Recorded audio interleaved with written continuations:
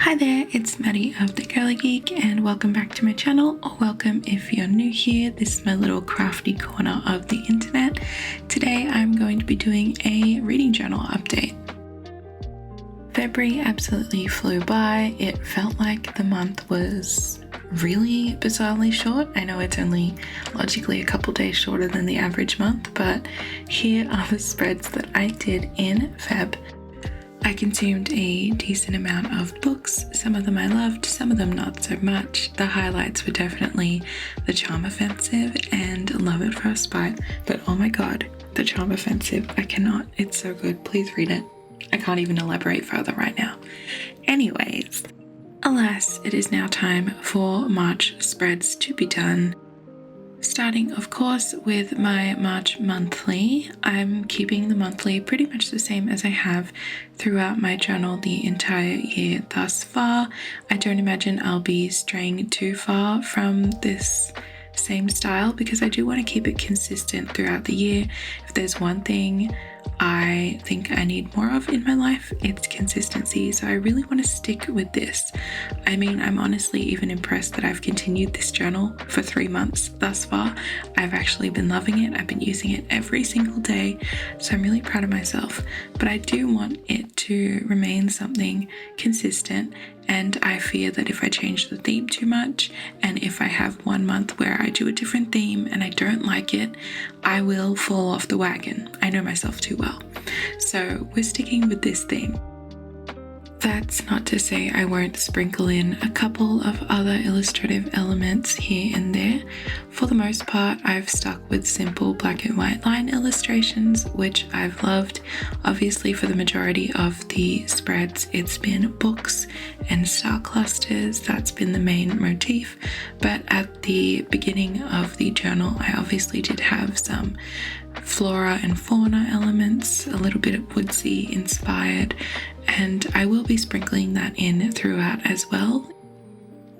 But for the most part, the theme is pretty set. I mean, it's black and white line illustration. The collage elements are craft paper, black paper, book pages, so it's got a pretty simple neutral color scheme. The only color that I have is that pop of blue from the mild liner. Now, if you know me outside of this little video screen, if you follow me on Instagram or anything, you'll know that I love color. I love pink, I love pastels and bright pops of color. But in my journal, it's pretty not obvious, is what I'll say.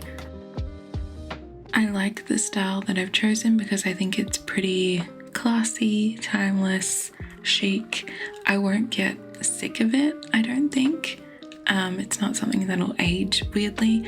I just feel like when it comes to color on paper, especially with markers, textures, color pencils, etc., I have an image in my head and I usually can't get what I have on the page to be as accurate because of color differences and then the streakiness of markers and textures, and then my perfectionist brain just doesn't like it. It like short circuits. So keeping things simple and mostly colorless, I think, is 1, good for keeping me sane, and number 2, it looks really crisp and clean. I think with the illustration style that I've chosen, it's pretty busy, like there's a lot going on the page, you know, a lot drawing your attention, and I just think that if it was fully colored in, there would just be no relief, no calm, no serenity. It'd be chaos. One thing I attempted to switch up this month was the header. So you can see for the month of March, I didn't fill it in with black and then do the white inline as I had for the other months. I wanted to keep it simple and I thought this would look cute, but I was wrong. I hated it and I fixed it afterwards, but I attempted. I did change it by putting in that blue drop shadow though. That was different for my monthly. I haven't done that. And once the illustration and everything was done, I went ahead and added in the little collage elements, just some craft paper and some washi. I'm just using my trusty old white and black grid washi, classic. I've actually debated whether or not I want to keep making these reading journal update videos because I know a lot of you like them, but I feel like some people might also find it boring seeing as I stick with the same theme and the same page layouts each month. I mean, they do vary a little, but if you look at the grand scheme of things, they're pretty similar. So let me know if you want to keep seeing these, even though I use a consistent-ish theme. I know some people will find that pretty boring, but I love it. Why fix what isn't broken? It's been working really well for me. I love the little system that I've come up with, and keeping it consistent really helps me. I feel like I mentioned already, if I change it up too much and end up hating it, I will not continue with this journal.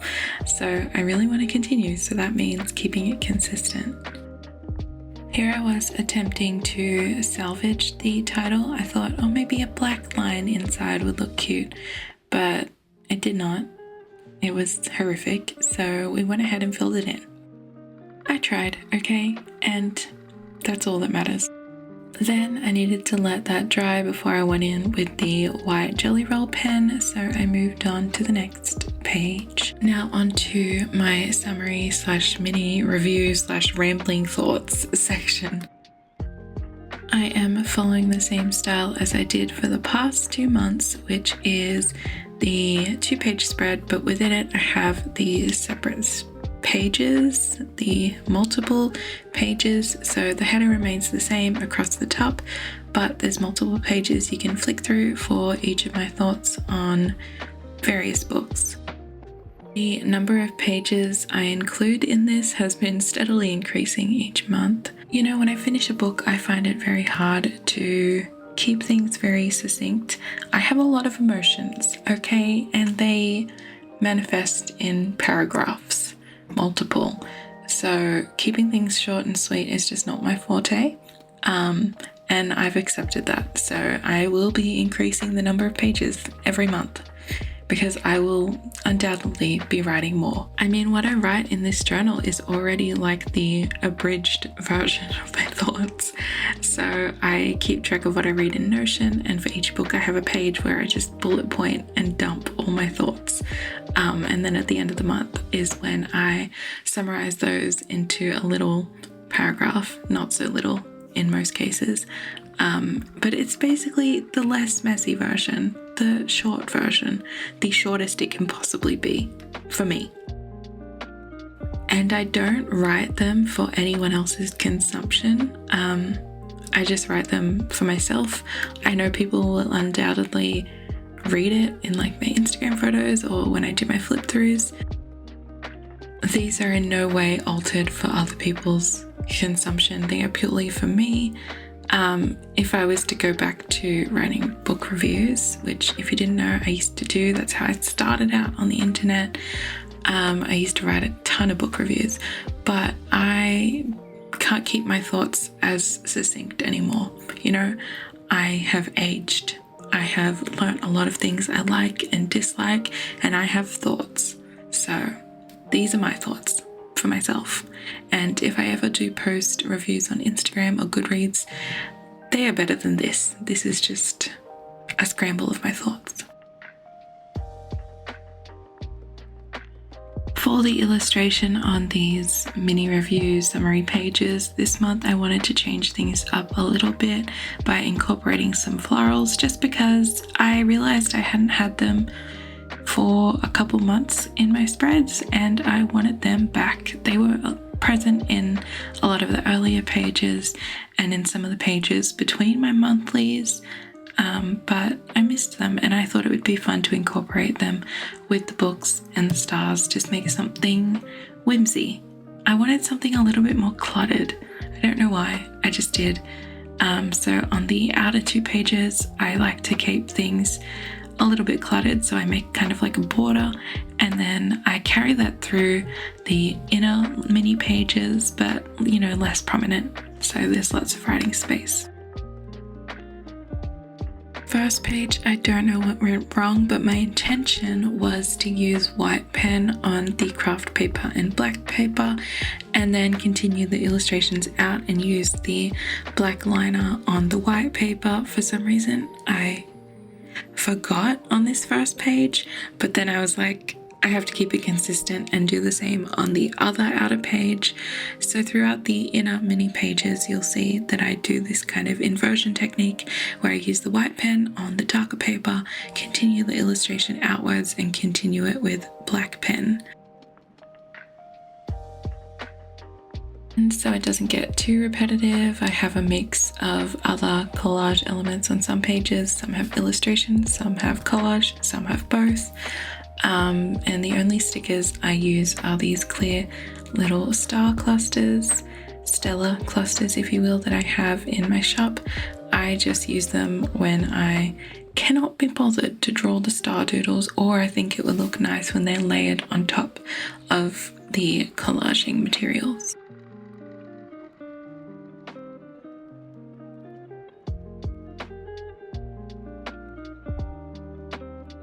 This isn't a tutorial, so I'm not going to talk through each of the doodles, but they were pretty, similar, just in different directions on each page.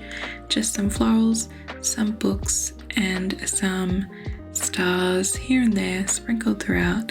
I think it gives a cute, enchanted forest, reading in an enchanted forest vibe, which I'm here for, so...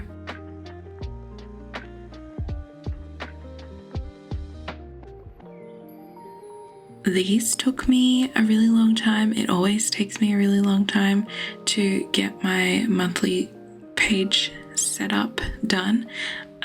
Even sped up, these are long clips, so I won't make you suffer through me trying to explain what I'm doing with 100 different words for the same kind of thing, This isn't a tutorial in any way. I'm just drawing stuff, the same kind of stuff over and over again, but in different configurations. So I'm just doodling to my heart's content and collaging and just vibing out. Honestly, when I do this, I usually am watching something on my iPad, YouTube, Netflix, whatever, or listening to an audiobook or podcast. So I'm just like in the zone creating stuff. So yeah, it takes me hours to do this. Don't even ask. It's too many hours. And these hours are usually spread out throughout about 3 or 4 days. So even though it might look like one nice, long, relaxing planner session, it's actually broken up over many days with lots of life in between. So there's usually at least a chaotic pile to the next of just out of frame that has all the scraps of my craft paper and washi and torn up pages and pens and glue and whatnot. So you can kind of see a bit of it creeping into the corner here, but that is not even the surface of it. This is a messy hobby. Crafting is, journaling is, it's messy. But it's creative clutter. And you get to make fun things, so you gotta put up with a little bit of mess sometimes. Once I've finally finished those, it's onto my March stats page. I'm just doing a little teeny bit of collage in the upper corner and then trimming it off. And then I remembered that I had to go back and do the white outline for the monthly again, just going over it to make it more opaque. So that's what we're doing.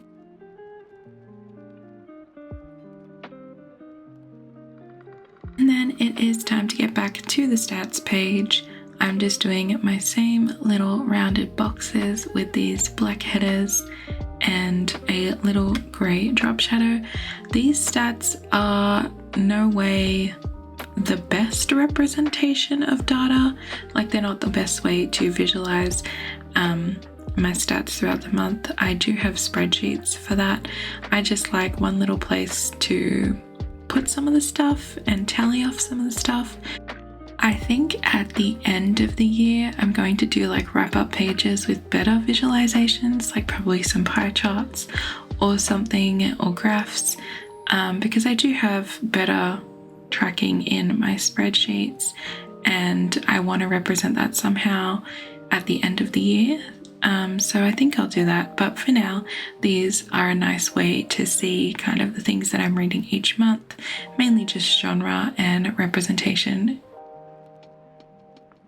I'm also doing my little daily reading tracker, which I love. This and my monthlies have been solely responsible for keeping me consistent in my reading and having me read like a good amount, like not compared to last year's slumpiness. Last year was chaos, and this year I've been a lot more on top of things and consistent, and I attribute that to my monthly and this daily reading tracker as well. I'm kind of annoyed that they're so far away from each other, but I mean, with the layout and being 2-page spreads, this made the most sense. I guess it's kind of fun as well for it to be the last thing I see in a month, which is like, hey, this is how many pages I read this month. Let's see if we can do it again next month. Or, you know, I will say in Jan and Feb, I was able to read every single day. That I did not expect that to happen, but the monthly and this tracker have been keeping me consistent. I'm not sure if it'll continue into this month because I am going to be studying again, but we shall see. And now that that's all done, here is a little look-see at all the spreads that I've done for March. I really hope you enjoyed watching these come together as usual. I hope it's not boring for you that I have this kind of consistent theme. Let me know what you think in the comments down below. I really hope you enjoyed watching this. Let me know if you did with a like, and be sure to subscribe if you want to see more journal content, or let me know if there's anything else you want to see, because I'm always down for something crafty and fun. And I will see you guys again really, really soon.